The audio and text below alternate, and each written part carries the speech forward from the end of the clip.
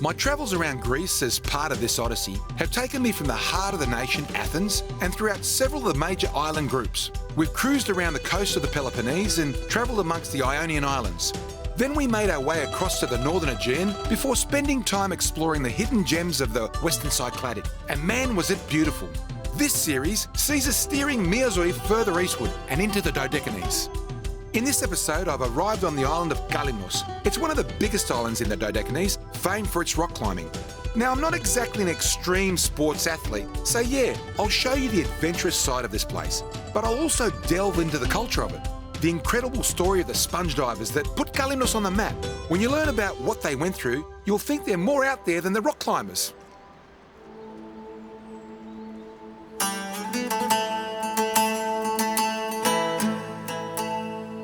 This might be a place for the young and outdoorsy, but it's also a destination for the history buffs. There's something here for everyone. The locals say that when God made Earth, he took a few rocks and threw them in a spot, and he called that Kálymnos. And Kálymnos is very dramatic. It's a big, rocky, mountainous island.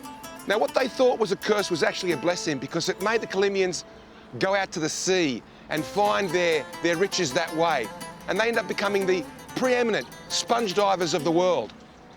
The sponge diving trade collapsed, and Kálymnos is now one of the rock climbing capitals of the world. And I'm looking forward to trying my hand at a bit of rock climbing and maybe getting into one of those diving suits and seeing what they went through in those times. With Kos to the south and Leros to the north, Kálymnos is home to about 16,000 people. It's a mountainous and rocky island with a jagged coastline, full of hidden alcoves. To truly understand Kálymnos, you need to take the time and delve into its sponge diving past. It's still an industry today, but not the thriving business it once was. And thanks to advances in technology, the dangers faced by the divers of the past have been greatly reduced. To tell me more, I found local historian and school teacher Stathis, who took me around town and told me about how people lived here over a century ago. Stathis, understand, Bothia is made up of different neighbourhoods. There's the captain's houses, there is the divers' houses, there is, what else is there? There's the sponge dealers' houses. Sponge dealers' house. What is this neighbourhood is? You can find the places where the deals were made. This is where the deals were done? Yeah. The cafenio, there were two cafenia over that way, and they were closing the deals. And they were drinking, they were feasting, things like that. So this is where it all happened, where all money exchanged hands. Yeah, money exchange Wow. is happening here. The sponge trade had a huge social and economic impact on Kálymnos. It actually made it one of the wealthiest islands in Greece, a position it still holds today. It was an industry that created all sorts of jobs, not just for the divers. You had boat builders, sailors and another crew. There were the traders and financiers. Then you had to consider all the infrastructure that was necessary to support these people. It's good they're repairing the houses, they're restoring the houses, which is fantastic. At its prime, they built restaurants, stores, medical centres, roads and ports to service the sponge trade. If you just look at the architecture of the place, it becomes obvious that even though the sponge trade has died off, Podia is a thriving centre. We're up high, and these are obviously smaller houses. This is the sponge divers' neighbourhood. Yes, this is the sponge divers' neighbourhood. So they were poorer than everybody else. Well, poorer than everybody. They were the hardest workers, but they were the poorest. Yeah, but always. Yeah. Now, here is a sponge diver's house. Yes. Would have been a lot of people living in this house. How many people would have lived in this house? 8 kids. 10 people, 8 kids, wow! Yeah. And in even smaller if you go down. Really? Smaller houses than that. And obviously many of the sponge divers didn't return. If you look back in 50 years of work, you can see 800 deaths in the island. Imagine you coming here and you saw only black women. Only women wearing black because Black, they were, yes. Because they had lost their... Yeah, they're mourning for their husbands or their brothers or their It's a sad sons. story. Yeah. Yeah, it's very, very sad. That's an old house. Yeah, derelict. During the Italian occupation in the early 1900s and towards the end of World War II, the sponge diving industry basically closed down. As a result, homes like this were abandoned. and today remain as a reminder of the prosperity that once was. In more recent times, a disease has wiped out sponges across much of the Mediterranean, putting a further nail in the coffin for the trade.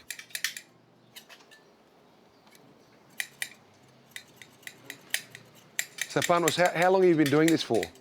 22 years. 22 years? Yeah. And what are you actually doing right now to the sponge? Trimming it, so make it as round as possible. So tell me, that sponge there, the one that I'm looking at there, This one? how long would that take to grow underwater?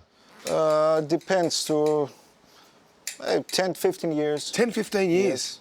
Why have they been so popular over the last 2,000 years, the sponges? What is it about the sponge? First of all, it's soft, it's hypoallergic, it can hold 10 times its weight in the water, and people found many uses for it during the ages. I hear the Romans wipe their bottoms with these things as well. Yes, correct. Yeah. And they also filled it with liquid and carried it so that they could drink from it as well. Yes. Yeah. Maybe not the same sponge, but yeah. Wow. This is one of the last remaining sponge factories on the island. The methods they use are much the same as they were 100 years ago. However, the market for them is nowhere near what it once was. Nowadays, synthetic products have replaced the natural sponge, and what's being processed here today is more for the souvenir trade. You could imagine there once being dozens of factories like this, with hundreds of people busily clipping away at piles of sponges. The town would have been a hive of activity. If the nearby captains' homes were anything to go by, with elaborate design and large scale, the wealth sponges provided this island must have been immense. Some of the fenestrations, they're beautiful, Look aren't at they? the iron work up there. Yes, it's beautiful, isn't it? It's on hand, everything is on hand. Yeah, so you can see there was a lot of money spent here. They were making money. The captains were making money. Yes. The sponge divers were making money. The dealers were making money. The sponge divers. Well, they actually weren't making that much money. That much. They were being abused, the poor Yes. buggers. The poor buggers. Many of the houses we've seen already are left abandoned. I'm going to show you now one that's been restored. Well, I think I've just worked out which one that is. Yes.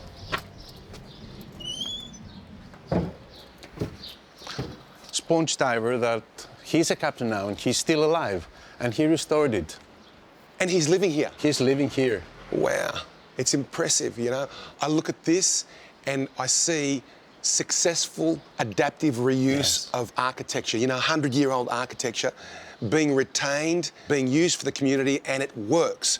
And it looks absolutely magnificent. Neoclassic architecture. Yes, that's beautiful. It's absolutely impressive, and it's good to see a lot of this happening here in Kálymnos.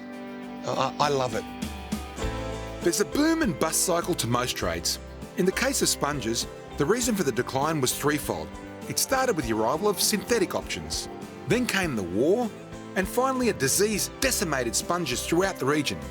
The result has seen Kálymnos needing to redefine itself. Thankfully, tourism seems to have filled the void, but they've maintained that close bond with the sponge diving past. Kálymnos is actually quite a small island by way of size for the Greek islands.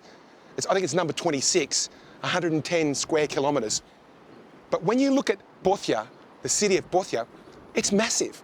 And there is no other island of the Kálymnos size that has a city of this sort of magnitude. And why is it so? This stuff. The locals call it Kalymnian gold. It's the sponge that built this city to the size that it is in the last 130 years. Just check out the scale. It's amazing.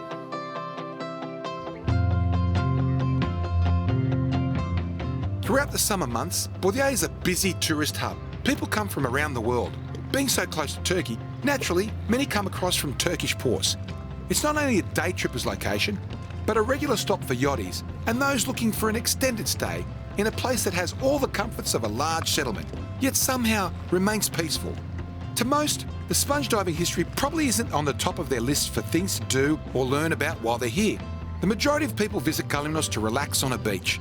But do yourself a favour and visit the Sponge Museum. Inside there's all sorts of great artefacts from the long history of sponge diving. It's not far from the port area, just off the main road.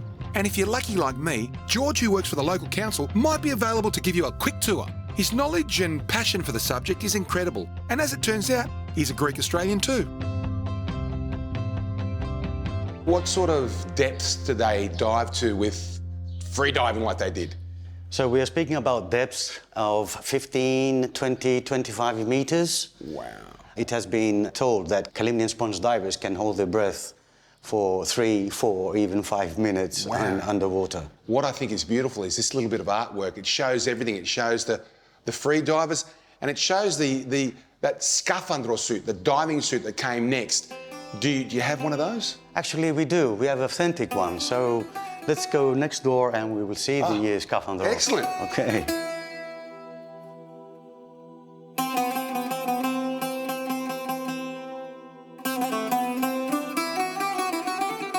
With this suit, the scaphandro, they actually managed to find a way for the sponge diver to remain much, much longer in the water. And deeper, obviously, as well. And deeper, of course. Yes, yes. Which meant more sponges, which meant more profit. The problem was that the sponge divers had not the slightest idea about the decompression rules. They couldn't understand the connection between the diving suit and the problems that these divers had. Of course, it took them a while to really understand what is going on.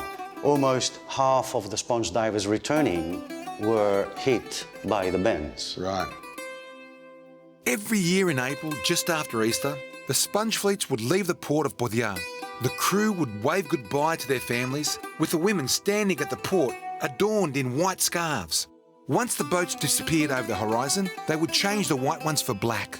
For the next 6 months, they'd anxiously await the safe return of their loved ones. Come October, the boats would return, having travelled as far south as North Africa and to all corners of the Mediterranean. If the bells tolled, it was sign of a safe journey. Silence would mean only one thing. This dramatic past, with its countless tales of lives lost at sea, has embedded the story of the sponge diver deep within the fabric of Kalymnian society. Beyond sponges, the divers occasionally come across other things on the seafloor. This includes shipwrecks and ancient artefacts, some of which are housed in a small museum behind the port. There are also items unearthed by archaeologists, things that were found in wealthy estates or uncovered during construction. The exhibition gives you a glimpse of what life was like on the island 2 millennia ago, and there's one artefact that's particularly fascinating. A trip to this island, you can't miss coming to the Archaeological Museum to see the Lady of Kálymnos. She was discovered in 1995 in between the Sea of Pseudimos and Kálymnos. She's dated back about 2nd century BC, and the poor girl, she sat in the water for 2,000 years, salt water. But look at the detail that she's kept. Her overcoat and her undergarment, the different textures, the folds, the creases. This is absolutely sensational. And I'm not an art lover. I can just sit here and imagine what she would have looked like without 2,000 years of salt water attacking her. The detail would have been tremendous. So come and just visualise.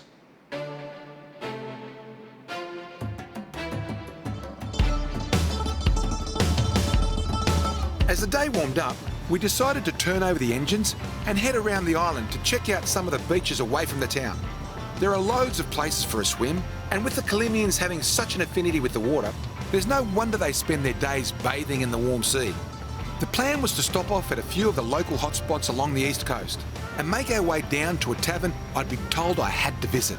A lot of the best swimming locations are only accessible by boat or require a decent hike in from the road. This means they're often empty. First stop was Bezonda Beach. Not bad, but it was a tad exposed and copping the worst of a breeze. So from there we moved a little further along the coast to Palionissos Beach. Now this is a bit more like it. These little coves hidden beneath the cliffs are always awesome. It seems as though I wasn't the only one that appreciated the serenity.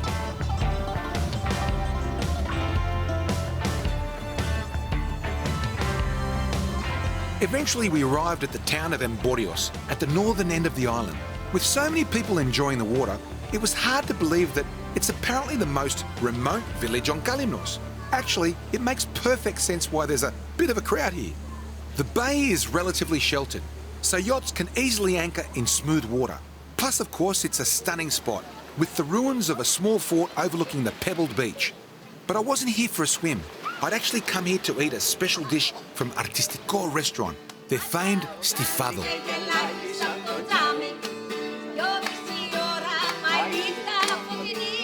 It's essentially a stew with meat and onions in a red wine sauce. Apparently it's so good that you have to order in advance to make sure that they don't sell out before you arrive.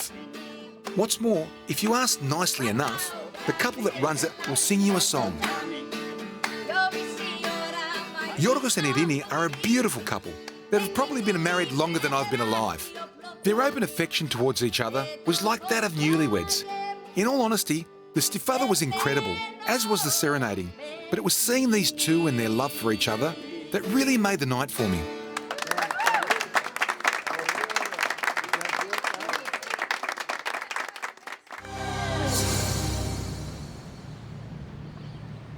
We're in the seaside town of Lichadia. It's about 4 or 5 kilometres west of Bothia, just around the corner. And we're just about to meet a few fellows actually over there waiting for us. And they're going to put us in a diving suit that's about 120 years old. It's a suit that the sponge divers used that many years ago. And many of them passed in it as well. So I'm a little bit nervous, and I do suffer from claustrophobia. So let's see how I go. Anyway, we better get a move on.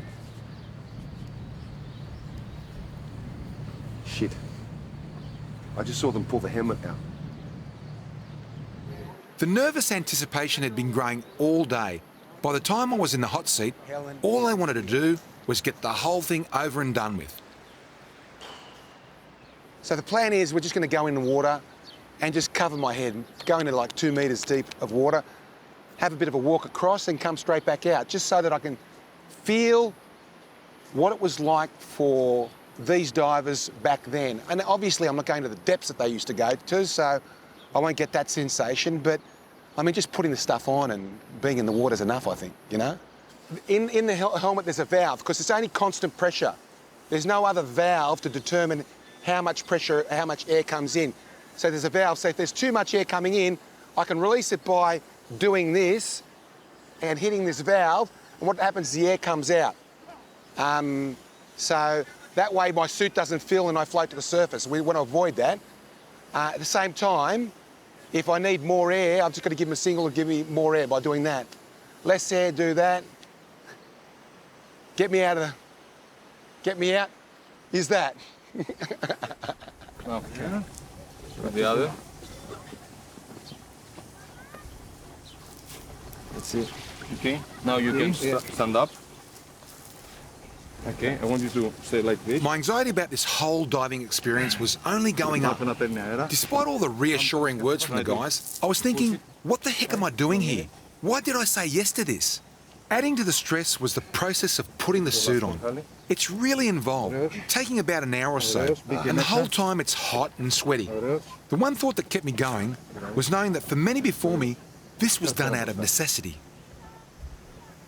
Other than the heat and pressure caused by the tight fittings, the rubber sections that were hard up against skin tore whole sections of my hair out. I know it sounds like a minor complaint, but all these little things added up, only increasing my nervousness. I can't believe these guys did this like twice a day for most of their life. Sure. You know, it's almost like I'm a bride on her wedding day getting dressed. It's the same sort of thing. You got all these people around you, you're doing nothing, you're sitting there taking it all, nervous before the final action happens. And when it happens, big deal. Oh, fuck, it's heavy. Oh. Το κατεβάσουμε μετά όμως. Ναι, γιατί θα πρέπει να πηδώσουμε τώρα. Αυτό τι θα το κάνεις? Ας το 2 λεπτά.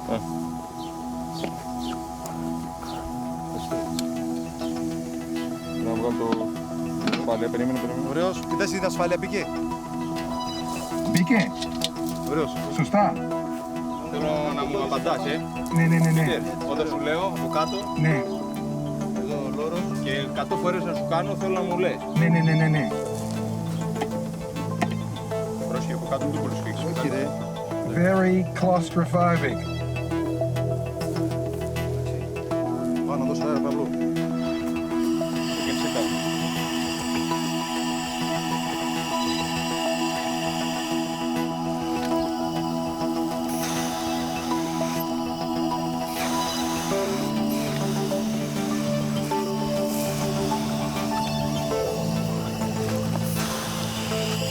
Here goes. I'll tell you what, this is bloody worrying, man. I'm claustrophobic. I'm nervous. I'm scared. Too many expletives to use on camera. Putting the suit on was challenge enough, but walking on the sea floor was even harder. It was like having an incredibly sore neck and only being able to see things by turning my whole body. Man, this is exciting! The pressure from the suit and heavy weight was magnified by the compression of the water, like having a massive hangover and hanging by your feet from the ceiling. Plus, you can only see what's directly in front of you, with no peripheral vision at all. Man, it's unbelievable. I cannot get over this. It's unbelievable. The icing on the cake was one thought that constantly went through my head. This suit was banned because so many people died or were paralysed from wearing it. It's scary stuff that makes you appreciate what the sponge divers went through. This is unbelievable.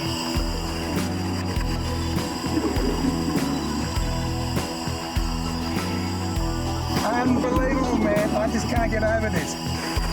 It is just unbelievable. What they must have gone through is just, they had courage.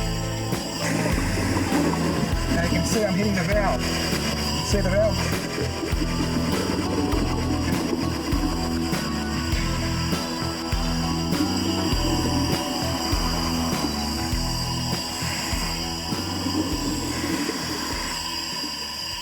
Wow!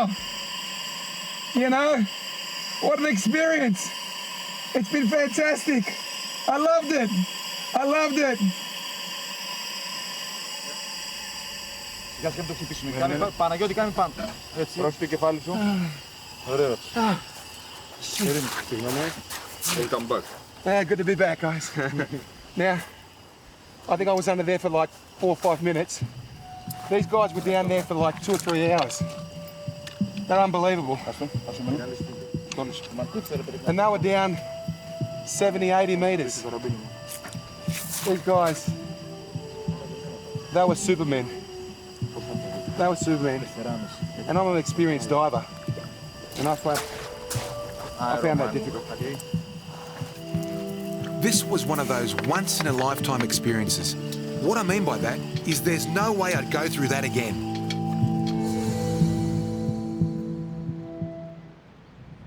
Meeting me this morning was Padelis. He was a sponge diver that was struck down with the bends, otherwise known as decompression sickness. He's 61 years of age, but at 42 had an accident while diving, leaving him paralysed.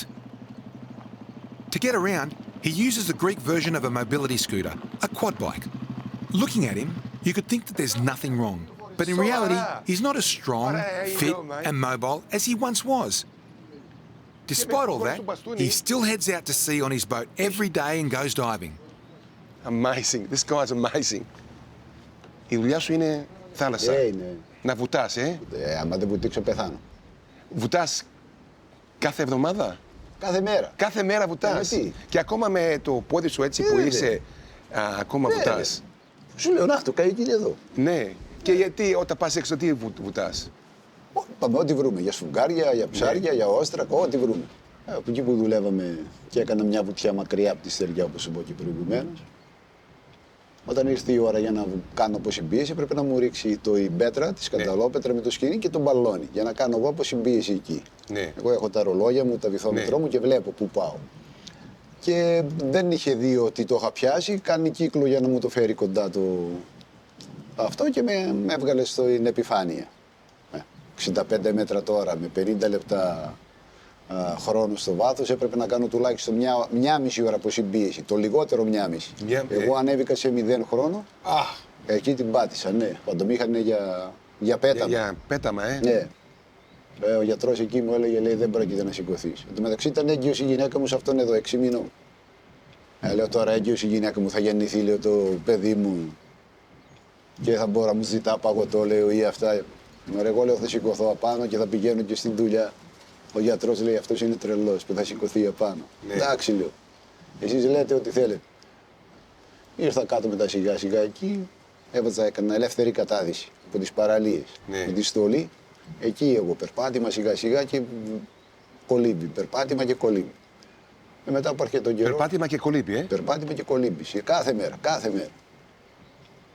Μετά σιγά σιγά, αφού είχα και το καΐκι, λέω άντε πάμε να βάλουμε και το ξάρτημα, να κάνουμε καμιά βουτιά, να δούμε τι γίνεται. Και όπως ήταν, πήγαινα μετά σιγά σιγά, βγάζαμε και το μεροκάματο.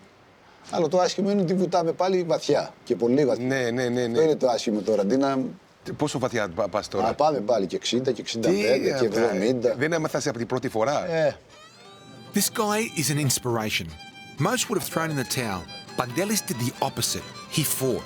He worked hard to regain as much mobility as he could and went back to work, doing what he loved and making a living to support his family.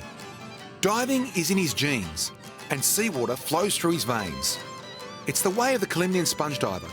They're a tough bunch, but their passion for the job and desire to support their families keeps them in the water, risking their lives on a daily basis. Η αγάπη για τη θάλασσα, όσο στεναχωρεί και μας έχει δώσει, εγώ δεν μπορώ χωρίς αυτή. Αυτό είναι κάτι που έχουν όλοι οι Καλύμνοι, νομίζω. Ναι, έτσι λένε, ότι είναι στο DNA μας.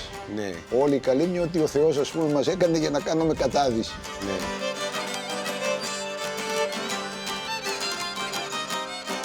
The tragedies of sponge diving have been recorded into history in various ways. Poems, songs, stories, and documentaries all capture the essence of the trials and tribulations they faced. Here, the tale of the sponge diver afflicted with the bends is told through a dance called mechaniko, or mechanical in English. It was choreographed in 1952 by Theophilos Klonadis and is performed by Kalymnians as a means to theatrically share their history and culture. And what's happening now? What does this signify here? This signifies the core of the dance. You see that there is a paralyzed sponge diver because there were so many of them. The whole town was full of wheelchairs and men walking around with walking sticks at one time. And as you can see, they could hardly drag their feet and stand up by themselves. It was a tragedy for every family to have such people. There were several in many families. But this spirit, this zest for life, this wonderful levedia that sponge divers used to have in them, wouldn't let him rest. And whenever he heard the music, he would want to get up and dance himself. Yes. But it was much too difficult.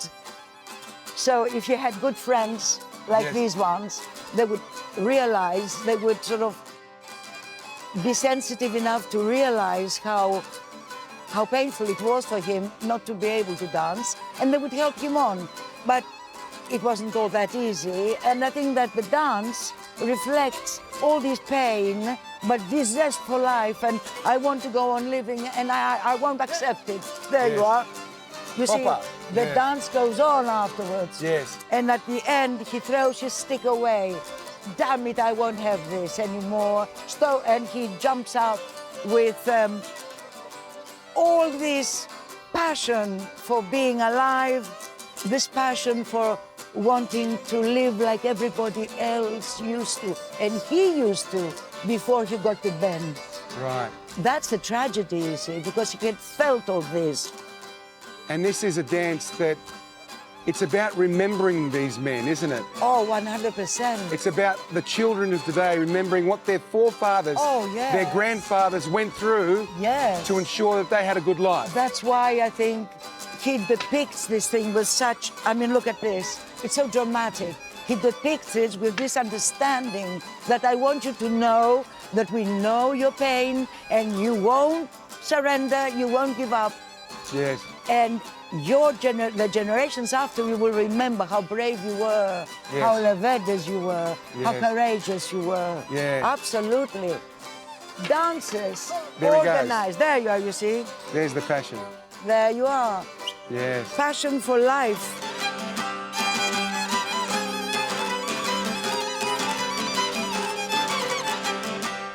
For me, watching this performance was quite confronting. It created mixed emotions, from sadness and empathy to joy in seeing the resilience of the diver. It made me think of Bandelis, whom I'd met earlier. This is his story, told in the most dramatic of ways. It's a narrative that runs through Kalymnian society, and thanks to this dance, the history of the sponge divers and their sacrifice will be passed down through the generations. No doubt it will instill pride in Kalymnian youth here and abroad about their heritage.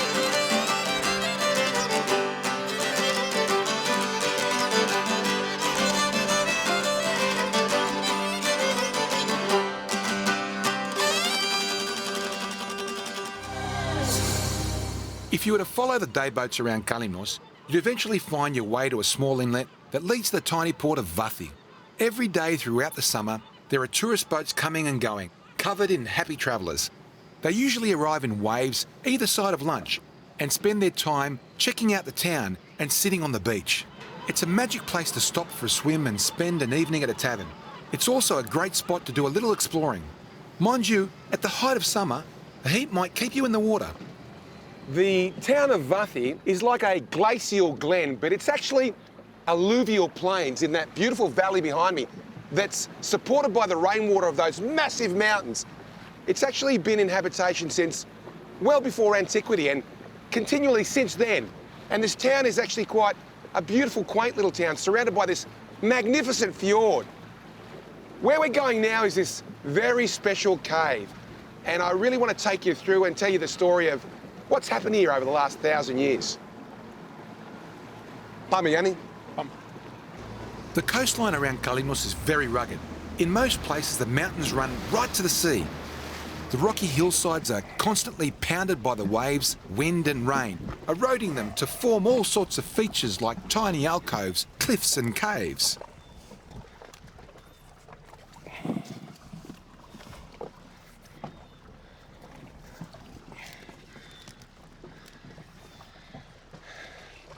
This is crazy stuff. The camera doesn't really do justice to how steep and exposed the trail was. It was quite a precarious position to be in, particularly for me, who's not exactly a mountain goat. Mind you, I was supposed to be rock climbing in a couple of days.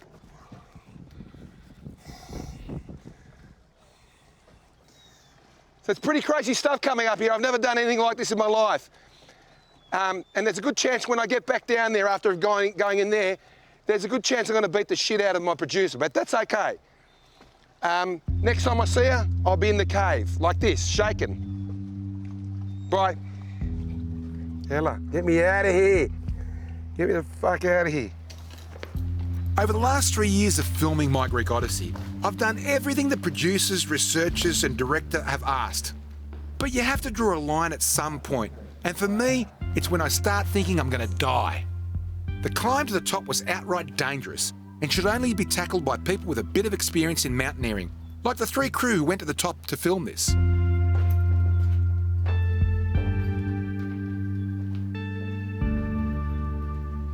From 1912 to 1943, Kálymnos was occupied by the Italians, as were many other islands in the Dodecanies. Their plan was to develop an Italian culture throughout their empire, and as part of that, they didn't permit the teaching of the Greek language. So to combat this, locals would find hidden places like this cave where they could conduct classes to educate the young in Greek. Regardless, Italians spread across the islands, and many of the older Kalymnians still speak both languages. It wasn't as though the cave was first discovered and put to use in the 1900s. Throughout the centuries, it would have been a safe haven for others. People seeking shelter from storms or hiding from invading pirates would have clambered up the cliff face and found refuge inside. During our brief visit to the cave, we actually came across some fragments of pottery. These discarded remains look to be of ancient origins. No doubt, if an archaeologist spent some time here, they'd unearth all sorts of amazing things that would paint a picture of who used this hidden alcove throughout history. Too much. Black one. This is black.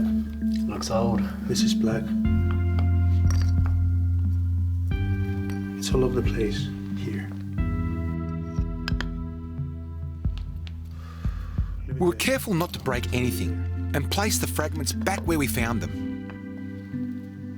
Hopefully the next time I'm in Kάλυμνος, I'll be able to learn about what they eventually found inside. There could be all sorts of relics that may well reshape the story of the island.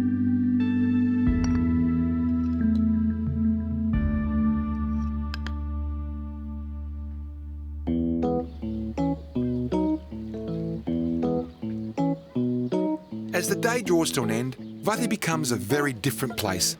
It transforms from a busy tourist spot to a sleepy, locals-only town that harks back to times gone by. The visitors that fill the beach board their boats and head back to their accommodation. And in the space of an hour or so, it becomes peaceful again. The setting sun creates an orange glow, and the cooler temperature is ideal for an evening walk around the port. I got the feeling that the locals breathe a sigh of relief in the afternoon when their sleepy slice of paradise returns to normal. Mind you, like most small ports and towns in the islands, they're reliant on the tourist trade, so it's a careful balance that maybe they're getting just about right. The western coast of Kάλυμνος faces the tiny island of Telendos. It's lined with beaches covered in deck chairs and umbrellas. Towering above are the granite cliffs that makes this island such a popular place for rock climbers. This combination of beaches and adventure attracts a young, chic tourist crowd, and as a result, there are plenty of trendy bars, cafes and taverns around the area. While here, I figured the only way to get a true feeling for what Kάλυμνος is all about was to try some rock climbing. I mean, when I say a place has great beaches, I've at least swum in a few of them. If I tell you the food is awesome, it's because I've eaten it. At least that's how the producers sold it to me. If I'm going to do something that I consider crazy, then I'm going to get the best person to guide me. So I enlisted the help of Lukas Voudourikas. When I hiked up to meet him, he was hanging upside down inside a cave. Apart from scaring the crap out of me, it also made me really confident, or at least a bit less terrified. Look, how long have you been doing this for? Now 23 years. 23 years. You've been climbing 23 years. Yeah. And you've climbed competition. You were Greece champion. Greek champion. I was also Greek champion, yes. So I've got the right guy I'm going up with anyway, which is good. I'm going up with the ex-Greek champion. We tied the figure eight, okay. Okay. Now, for climbing, we need at least 2 persons for climbing. You cannot go alone. So, 1 person is the climber, 1 is the belayer. Right, okay. The belayer is at the bottom. Yep. Okay, and we use 1 belaying device. It's like this one of these, okay. Yep. And this one works like the seatbelt on the car. Right. When you pull the rope slowly, the rope comes. But when you fall, How many kilos are you? I'm now 68. 68. And you? So if I fall, you're going to go up. You know that? No. Hey? No, because we have the elasticity. Okay, yeah, sure, right. Anytime that you're going to stop or you will fall, just you hanging at the same place. You have not fall. Okay. Okay. All right. All right. When you are ready, you can That's start. it. That's the instructions. You're not going to tell me how to climb. No, you will find out the way. I'll find out. I'll find out on the way. Okay. Come on. Trust your shoes, eh?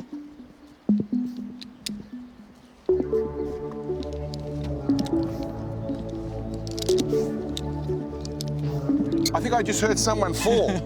Yeah.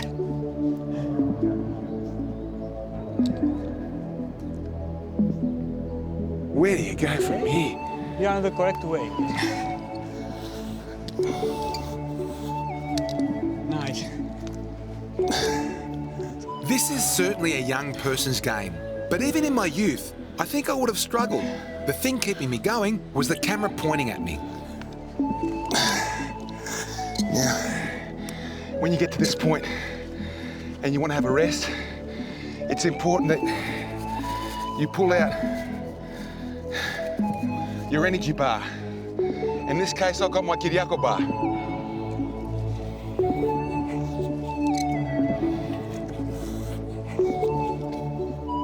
This is considered a beginner's climb, and as you can probably tell by my puffing, I've found it quite a challenge. It's easy to see why Lucas is so fit. It must take a lot of strength, flexibility, and aerobic fitness to be able to do this on a daily basis. And the rock faces he's taking on are way harder. Bit of cracked rock there. Bit of a worry.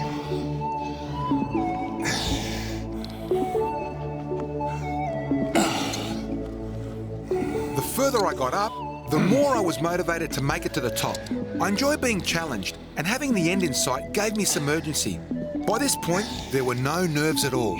They fade away as you concentrate on the task at hand. You become oblivious of the height you once feared, and you're absorbed in the moment, completely focused on where to put your hands and feet next. I'm done! Nice! The feeling of accomplishment you get from completing a climb is what drives people to do it and to continue to push their limits to do more and more challenging ascents. For me, well, I might just hang up the climbing shoes and retire. As fun as it was, I'm more an ocean guy than a mountain type.